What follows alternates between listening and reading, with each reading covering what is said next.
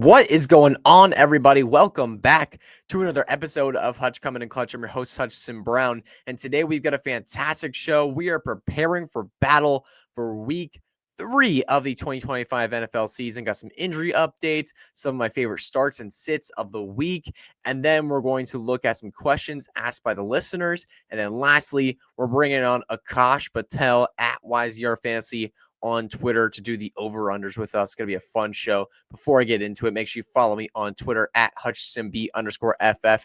Make sure you subscribe to this podcast wherever you're listening so you'll be notified every single time a new episode does drop. So without further ado, let's get into the podcast today. We're going to start with some injury updates, starting at the quarterback position. Joe Burrow, obviously we talked about his injury. He is on IR now, so please, if he's in your starting lineups, get him out. That was recently updated this week, so get Joe Burrow out of your lineups. Jake Brown is going to be starting. Now, looking at Brock Purdy, a really surprising news report here. Initially, the report for his toe and shoulder injury last week was saying that he's going to be out 2 to 4 weeks. He was out last week, and Mac Jones made the start. But then it looks like Brock Purdy came back to practice on Thursday, and that's a really good sign for his potential to play this week. But make sure you have a backup option just in case he's not active. Now, Justin Fields is in the concussion protocol, and he has been officially ruled out. So for now, Tyrod Taylor's a starter, and we got to go from there for fantasy purposes.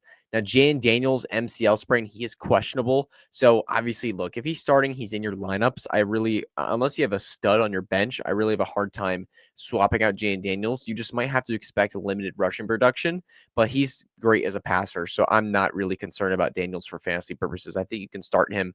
JJ McCarthy, he's out with an ankle sprain that's going to keep him out a couple weeks. So Carson Wentz is the backup. He's going to play for Minnesota. We're going to see Carson Wentz and Jake Browning this week match up. Minnesota Vikings, Cincinnati Bengals. It'll be a fun game. Now for the running back position, Austin Eckler, torn Achilles. He is out for the season. We mentioned that this past week. And then Aaron Jones, Aaron hamstring IR. He's out as well for a while. So make your adjustments from there. So wide receivers, Jaden Reed for the Packers, broken collarbone. He had a very successful surgery. That is great to see. There was a funny clip because obviously, after surgery, you got a little funny because the pain meds and the drugs they were working. He was talking a little bit. It was a little funny clip there. If you didn't see it, go find it. But Jaden Reed, he's going to be good to go after he heals from this injury. Good to see that the surgery for him went well. Now, Christian Kirk, Texans, slot wide receiver, hamstring injury. He is expected to play. He missed the first 2 weeks, and the Texans need a wide receiver too right now. Jade Higgins and Jalen Noel, unfortunately, did not step up. The 2 rookies they drafted in the second and third rounds. They didn't make consistent production. It's just been Nico and nobody else in this offense. So it'll be really interesting to see if Kirk is back, if he gets an established role here. Now, Jalen Waddle, shoulder injury, Drake London, shoulder injury, and Juwan Jennings, shoulder injury. 3 shoulder injuries for the wide receivers here, but they're all expected to play. And if they're playing, all of them are potential in my lineup. Drake London, obviously, you're locking in. But then I really like Juwan Jennings this week, and Jalen Waddle showed signs of life last week. And the Dolphins get the Bills in a matchup they're going to have to throw in. And we know that safety position for Buffalo is not a perfect position for them. So Waddle's somebody that I could definitely look at as a fantasy football option with upside. Now, at the tight end position, we got a couple injuries here. Dallas Goedert expected to play with that knee injury that forced him to miss last week. So great to see Goddard back. And if you need him, he could be in your lineups, but he's not a priority play. He's someone that if you need a tight end, you can absolutely play him. But if you got other good options, you can throw them in as well. And Sam Laporta, he left a little early last week with an injury. Wasn't really fully disclosed, but he's expected to play on Monday Night Football against Baltimore. I have no worries that he's practicing, so it seems good for him. Isaiah Likely for the Ravens, foot injury that kept him out for the first 2 weeks of the season, is expected to play. This is really bad for Mark Andrews, who's already had a bad start to the season. So Isaiah Likely, I wouldn't play him myself, but keep an eye on what he does in this first week because Mark Andrews has not been showing up. And then lastly, Mason Taylor for the Jets, the rookie tight end, has an ankle injury. It kept him out of week 2, but he's expected to play in week 3. Great to see him back. Maybe he gets a little bit more involved in this offense. They desperately need a wide receiver 2 here, and Mason Taylor could definitely fill that role.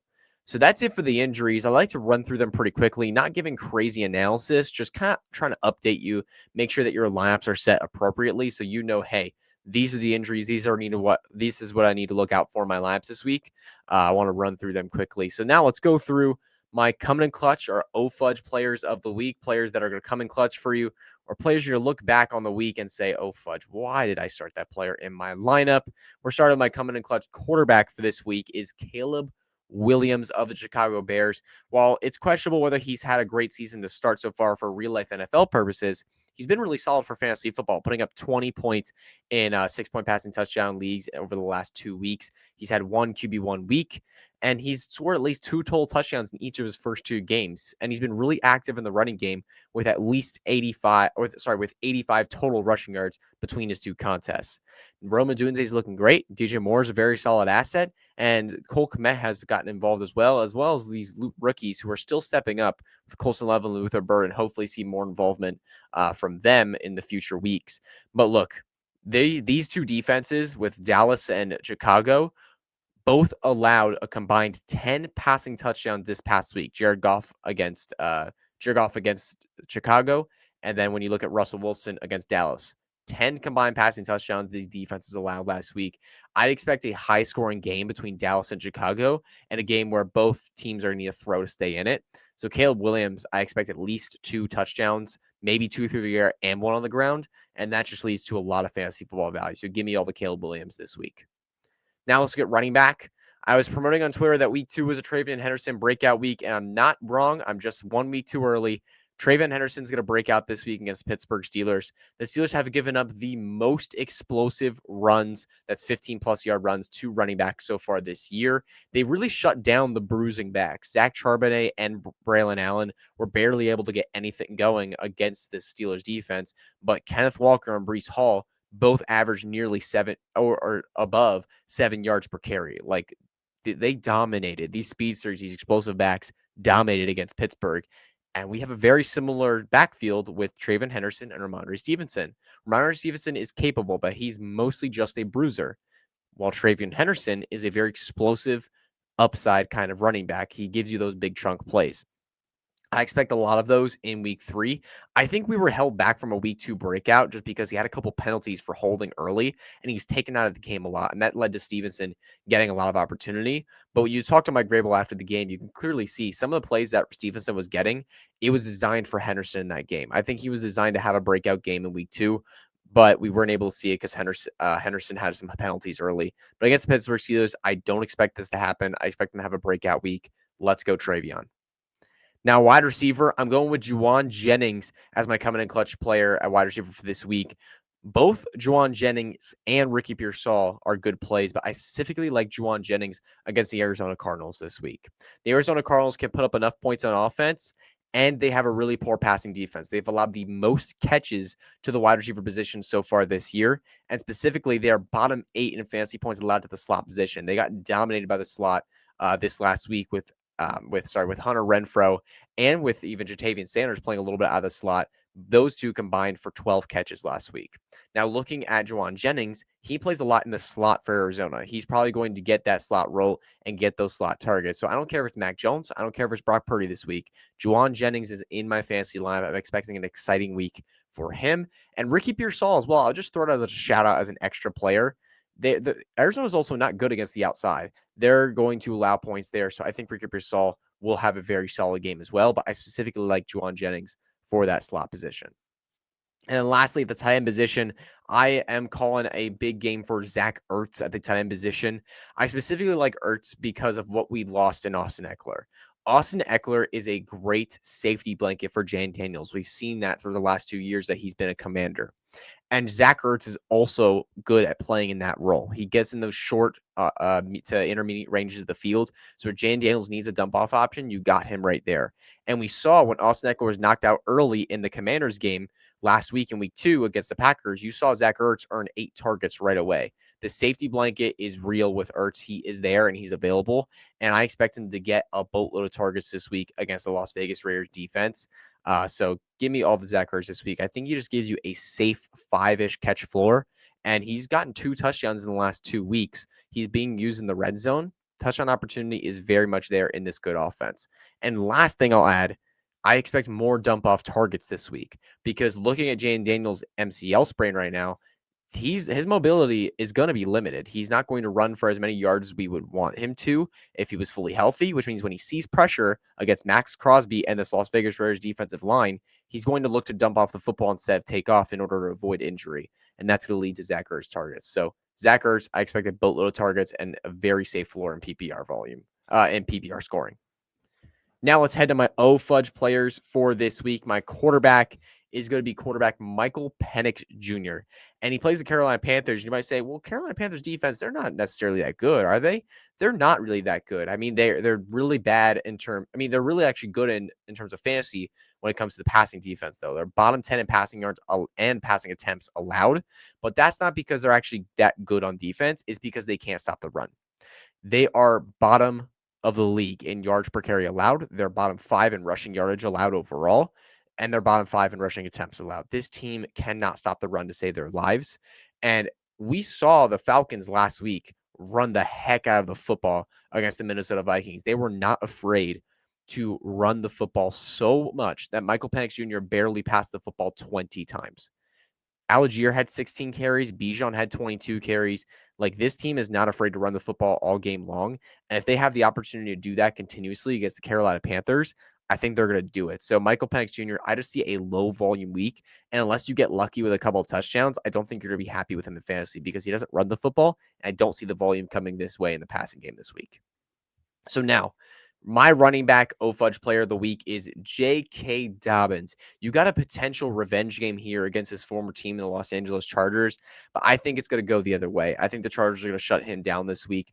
Jim Harbaugh has built up these lines in Los Angeles. You saw it last night or a couple nights ago on Monday Night Football. I'm not recording this on Tuesday. I'm recording this on Wednesday. I don't know what I'm saying right now. You saw it on Monday Night Football against the Las Vegas Raiders that Justin Herbert is very protected by this offensive line, and that the Chargers' defensive line is a legit problem. Geno Smith is under pressure all game long. Like, these lines are built up to an elite level, and they've allowed 82 rushing yards overall in the season. That's 41 per game. That's rough.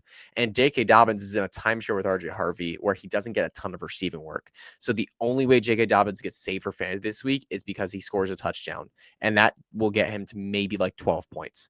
I see like 10 to 15 attempts, maybe 40, 50 rushing yards, a catch or two. And if he's not scoring a touchdown, he's giving you like 6 points. And that's just not a player I want to start in my fantasy lineup. Now, looking at the wide receiver position, we're going to talk about T. Higgins. This is a rough one because, look, you might be forced to play T. Higgins. You might be put in a position where you don't have any other options. I'm not saying you absolutely have to bench T. Higgins, but I'm saying if you can find another flex-worthy option, I'd go elsewhere. I just don't see T. Higgins having a great week. With Jake Browning in 2023, where he started about 6 games, Higgins averaged 3.5 yards per catch. Minnesota is a rough matchup for wide receivers. They're bad against the run, but against wide receivers, they're really tough, allowing the eighth fewest catches, 4th fewest yards so far this season. So now let's move to the tight end position. My fudge player of the week at tight end is Mark Andrews of the Baltimore Ravens. So far this year, he's been basically a zero in this offense. He just has not been fantasy relevant, has not earned the targets that we want him to see. And Zay Flowers has dominated with a 41.6% target share. He's become a true priority in this Ravens offense and is absorbing Mark Andrews' role. And as a result, we're seeing Mark Andrews put up zeros for fantasy. Like, he's just not doing anything right now. And not only that, you get a matchup this week with the Detroit Lions, who are bottom 5 in tight end points allowed on the season so far. And then Isaiah likely to come back this week. That splits the tight end work up. That's just brutal. Like, there's just no world where I'd want to start Mark Andrews this week. Like, there's a lot of options on waivers that I'd probably start on Mark Andrews. Like, if I were ranking weekly rankings, he would definitely be like in the 20s at this point, or like in the late teens. Like, I'm just not putting Mark Andrews in my starting lineup at any cost. Like, I try to find any other option if you can.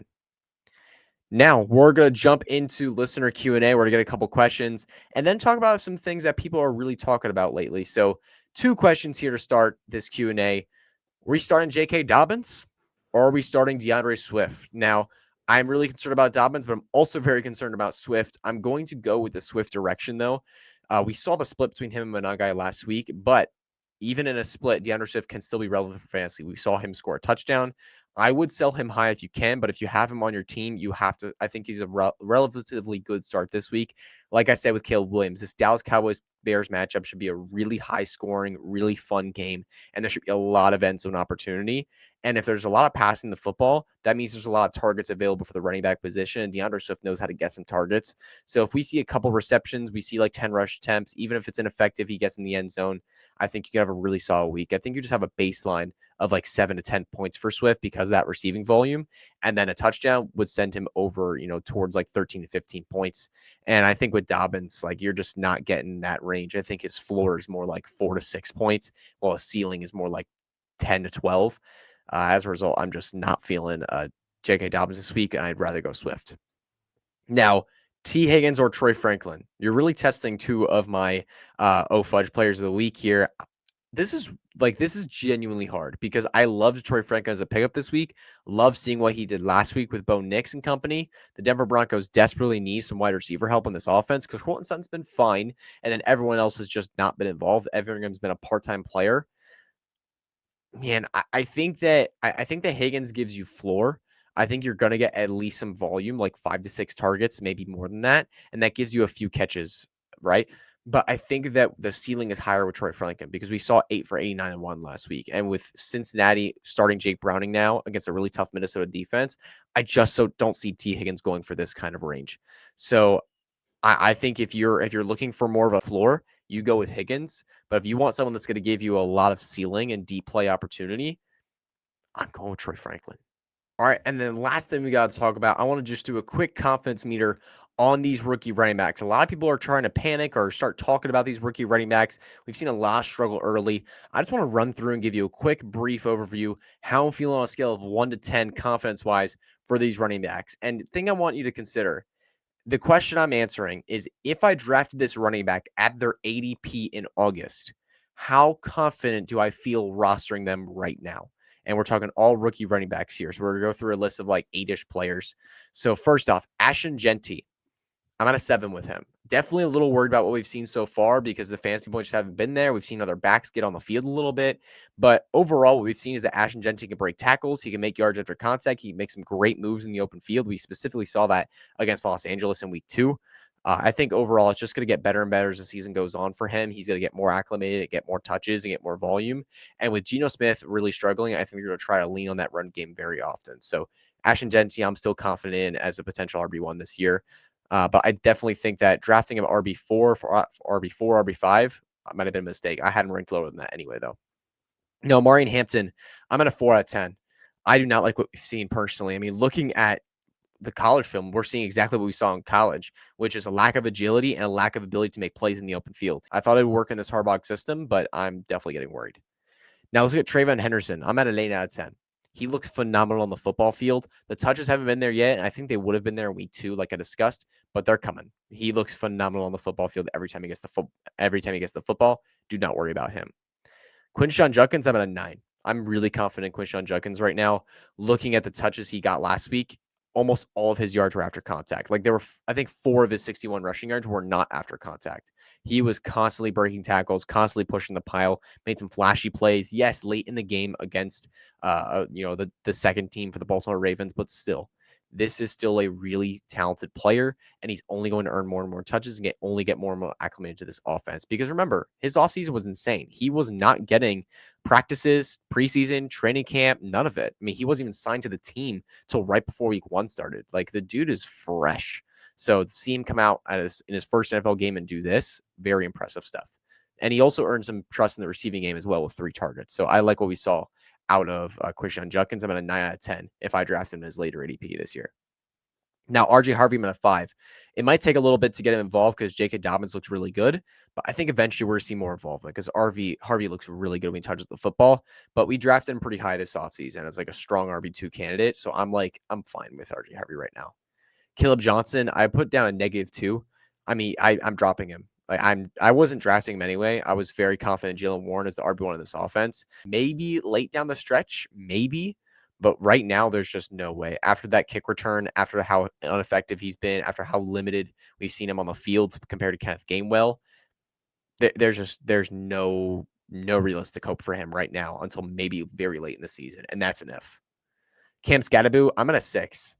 We in week 1 he got very limited touches. It was Tyron Tracy's backfield mostly, but this week we saw a shift. Cam Scatterbo looked really good. 11 carries, 45 yards, scored a touchdown, got a couple receptions. Now I don't see him being an elite asset in fantasy football because I think Tyron Tracy will always be here. And I think this offense will run through the passing game with Russell Wilson, and this Giants offensive line also isn't very good. However, Cam Scatterbo has looked great, so yeah, he definitely got a couple bumps after this last week for me in terms of a confidence meter. And then Bashal Tutin at a 6. Love to see him involved as a second back to Travis Etienne. Love to see Tank Bigsby getting traded away. Tutin's the clear cut number 2, and if Etienne were to ever go down, great handcuff. And then Ja'Cory Krosky-Merritt, I'm at a 5 with him. I think he's a prime sell candidate right now because he's just a 0 in the receiving game. He's going to be completely dependent on rushing efficiency and touchdowns. And if I was drafting him in like the 5th, 6th round, like I saw him go in a lot of drafts, or like in the 8th round, I'd feel okay about drafting him because I think he'll be a weekly flex play, but I don't see him being a ton more than that. But that's going to be all for the listener Q&A and for the rookie running back conversation. Let's jump into the over-unders. We're bringing on Akash. See y'all soon. All right, everybody, we are back, and we have brought a friend. Please welcome on my good friend in the industry, Akash. He's at YZR Fantasy on Twitter. Akash, it's good to have you on the show, man. Glad to see you. Thanks for having me, man. I appreciate it. I'm hyped Yo, for we ready to this. get his? So we got the over-unders today. So we had Howard Bender on last week at Rotobuzz Guy on Twitter. He's one of the big guys for content over at Fantasy Alarm. He went over 3 last week. He went Over over three. 3. Wow. I also went 1 for 3. So we didn't have a great week last week either. Me and Eddie Barons in week 1 also didn't have great weeks. It's been a rough start for the over-unders so far. But Akash, let's do this. We got 3 players to talk about here. And the theme for this week, we got a theme every week, is backup quarterbacks. So we're not talking about the backup quarterbacks themselves, but we're talking about players that are in situations this week with backups, how we think they're going to do for fantasy football purposes. So we're going to start with Vikings tight end TJ Hawkinson, because Justin Jefferson, you're probably putting your lineup no matter what, but TJ Hawkinson is an interesting one. He's totaled 12 and 15 yards in 2 games with JJ McCarthy, and he has a good matchup this week with Cincinnati. That could be a very high scoring game. That could be really fun for the tight end position. They're a good matchup. So the over-under right now for TJ Hawkinson is 34.5 receiving yards. Relatively low, but with his production lately, that kind of high. What do we think about TJ Hawkinson? Do you think Carson Wentz brings enough stability for him to get to 35 yards? Oh, 30, 35, man, that is 34 and a a half. Yeah. disgusting line It's for someone gross. who was drafted as a top 5 tight end 2 weeks ago. That's horrible. Let me get a basis. 35, man. 35 times 17. That's about 510, Yeah. 550-ish. That's about right. I'm gonna say under, man. Under? Just yeah. No, because I'm hearing these all for the first time, so I don't have time to do any analysis, data or anything. I like giving live reactions. I like the tilting. I just got you throwing me in there, so I just gotta go. I guess I just have to do a gut call and just say, so far, he really hasn't done much. The offense hasn't done much, and I know Carson Wentz is a veteran, so I've seen a couple people be like, maybe he's more base capable than McCarthy just because he's not a rookie. Yeah, six But NFL it's teams for still him in the last Carson 6 Wentz. years. Let's not get it twisted. It's Still Carson at the end of Wentz. the day, you're gonna be asking yourself what went wrong. Probably. So you're going under? Yeah. This one's really, really tough for me. I'm gonna trust Carson Wentz in this one. That's probably I'm gonna probably eat those words later. But I think Wentz is gonna bring enough stability in this offense and bring enough against a bad matchup. I mean, a good matchup in Cincinnati. I think I'm gonna take the over. I think he gets at least 3 to 4 catches in this one. TJ Hawkinson does, because what Carson Wentz knows as a veteran is that you get the ball to your playmakers, and that's not without Jordan Addison there. That's Justin Jefferson, that's TJ Hawkinson, and with Aaron Jones out, you don't have him in the receiving game. So I think there's gonna be just enough for Hawkinson to get to 35 yards. So I'm going to take the Aaron over. Jones is out. I Yeah, Aaron almost Jones is out. forgot about that. Yeah, True. Jones He is could get a out. couple extra underneath targets. I mean, Mason's not doing it. Yeah, Ty that's right. Felton's not doing it. I mean, Yeah, could be there. okay. So let's talk about T. Higgins then. We got Jake Browning starting at quarterback for the Cincinnati Bengals in the same game between the Vikings and the Bengals. On average, T. Higgins in 2023 with Jake Browning starting, he was at about 3.5 catches per game in the games that he fully played. Minnesota's defense has been on and off this year overall. They've been better against the pass than against the run so far this season. I mean, we just saw Bijan Robinson and Tyler Algier combined for what was it, like 38 carries and absolutely rip apart this Vikings defense piece by piece. But their passing defense has been very good. What do we think about T. Higgins over under 3.5 catches against the Minnesota Vikings? I'm gonna go with the over there. I think he only had about 4 targets last game with Jake Browning playing the majority of it. And like Correct. you said, he doesn't have very good stats with Browning in the past. Like it really just feels like he locks on to Chase, but give him some middle of the field work and stuff, then those kind of easy stuff. I think he definitely can be able to hit that. I'm Mhm. still going with the over. All right. Yeah. I think this is really tough. I think in this one, I'm actually going to disagree with you again here, Kosh. I think I'm going to take the under on this one with Higgins. I mean, looking at it, I think that you see the tough Minnesota passing defense, but the really good matchup for Chase Brown in the running game. And it's Mhm. considering that you have a new backup in, I think you might want to lean on the run game here for Cincinnati. And as a result, I think we see Chase Brown get a lot of touches. And I think even though he's been ineffective lately, I think this might be a good get right game for him to have a very efficient performance. And as a result, I don't think we see a ton of passing volume. As a result, I just don't think Higgins gets this line. It's really tough though, because 3.5 for a player like Higgins, it's really hard to say the under, but we saw what happened with Jake Brown. We've seen what happened with other backups. And now Garrett Wilson. This is a fun Mhm. one. Justin Fields is out with a concussion. We saw 17 targets over 2 games for Garrett Wilson with Justin Fields in the lineup. Obviously, Justin Fields left a little late in that game against the Buffalo Bills last week, but still 17 targets, lots of volume. What do we think about his fantasy point market? Over under 14.15 PPR fantasy points for Garrett Wilson with Tyler Taylor. And he's a vet. He knows how to target his players. He knows how to get his guys the football. What do we think, Akash? Over under 14.15 PPR points.